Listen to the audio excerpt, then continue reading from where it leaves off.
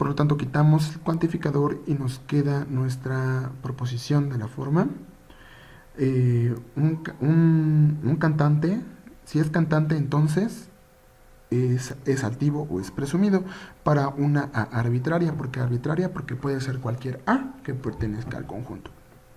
De igual forma, quitamos o eliminamos el operador universal de la proposición 3 y nos quedaría de la forma, si A es un escritor, entonces ese escritor o ese A, ese humano, es un cantante, para obviamente para una A arbitraria. Si E de A, entonces C de A para una A arbitraria. Es aquí donde vemos ya más clara, de forma más clara, cómo podemos aplicar el silogismo hipotético en las nuevas premisas 1 y la premisa 2, que indica entonces, vamos a aplicar, el silogismo hipotético en 1 y en 2. De esta forma, si E de A implica C de A y C de A implica todo lo que está aquí, entonces E de A va a implicar todo lo que encontrábamos en la implicación de la premisa 1. Por lo tanto, al aplicar el silogismo hipotético en 1 y en 2, vamos a definir ahora nuestra premisa 3, que dice que E de A, si E de A, entonces T de A o P de A. Por lo tanto, E de A debe ser una condición necesaria para que se cumpla T de A o P de A. Obviamente para un A arbitrario, porque recuerden que estábamos hablando de un A arbitrario. Ya tenemos entonces en nuestra premisa 3 y vamos a agregar ahora la premisa 2. La premisa 2, como habíamos visualizado anteriormente, decía que algún escritor no es presumido. Ya la teníamos definida aquí como algún escritor, o existe al menos un humano que sea escritor y que no sea presumido. Las vuelvo a escribir aquí para que quede más claro. Aquí teníamos la 3, E de A, entonces T de A o P de A. Y vamos a aplicar la inserción. Antes de empezar a operar la 3 con la premisa 2, vamos a realizar la inserción del universal, del operador universal en la 3, o lo que se llamaría como la ley de generalización universal. Entonces aplicamos la ley de generalización universal a la premisa 3 y nos encontramos que para toda x se cumple que si E de x, entonces T de x o P de x. Y además insertamos la premisa 2, que ya teníamos anteriormente escrita, que era que al menos existe un x que cumple E de x o no P de x, perdón. Es muy complicado, bueno, o al menos para mí me fue muy complicado encontrar algún silogismo, alguna forma, de las inferencias en la cual pudiéramos obtener la conclusión mencionada en el ejercicio. Sin embargo, vamos a hacer un análisis de nuestra premisa 4. Y gracias a ese análisis pude encontrar 3 conclusiones. ¿Qué entendemos entonces de la premisa 4? Dice que para todo humano, si ese humano es escritor, entonces o ese humano es altivo o ese humano es presumido.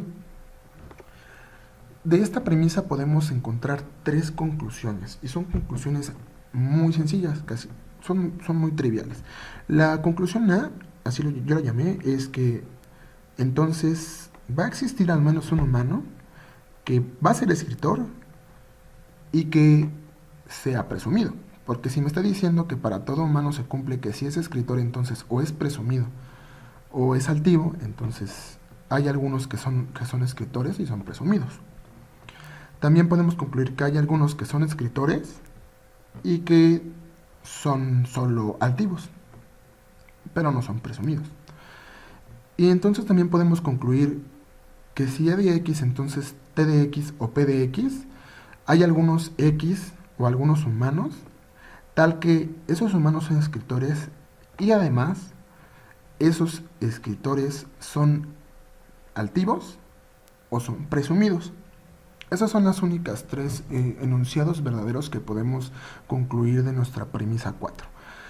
Si es escritor, entonces o es altivo, o es presumido, o es ambos, para que se cumpla entonces nuestra bueno, nuestra condición suficiente. Entonces aquí la tenemos escrita. Obviamente ya no podemos usar el operador universal, ya tenemos que usar un operador existencial para ejemplificar o para identificar que solamente algunos la cumplen. Entonces, a través de la premisa 4 podemos concluir en tres cosas. O que existen escritores que son presumidos, o existen escritores que son altivos, o existen escritores que son ambas cosas. Sin embargo, nuestra premisa 2 nos dice que hay algunos humanos que son escritores y que además no son presumidos. De esta forma, como pueden percatarse entonces, al ser premisas, son proposiciones que siempre son verdaderas, por eso es que les llamamos premisas. Al ser P2 verdadero y al ser, al ser en nuestra premisa 4 verdadera, podemos concluir en estas tres cosas, y estas tres conclusiones son verdaderas, son válidas para nuestras inferencias. Lo único que hay que verificar entonces con nuestra premisa 2 es que esta premisa 2 no contradiga alguna de nuestras conclusiones. Dice que hay escritores, hay humanos que son escritores y que no son presumidos. Por lo tanto, debe haber también humanos que sean escritores y que sí lo sean. De esta forma, la conclusión A es válida. La forma en la que sería entonces una contradicción es en la que dijera que todos los humanos, todos los humanos escritores, todos los humanos que son escritores no son presumidos. De esta forma entonces estaríamos haciendo una contradicción, o se estaría contradiciendo la premisa 2 con la conclusión A. Ahora vamos con la conclusión B, que dice que existen algunos que son escritores y que son altivos. No se contradice tampoco con nuestra premisa 2, que dice que hay escritores que no son presumidos. Pues puede haber escritores no presumidos y también puede haber entonces escritores que sean altivos. En nuestras premisas anteriores no dice nada que los que sean altivos no son presumidos. Y la conclusión se dice que entonces hay algunos humanos que son escritores y que son presumidos y que son altivos. Entonces también puede ser que sean las dos, que sean presumidos y altivos. No quiere decir que no haya algunos que no sean presumidos.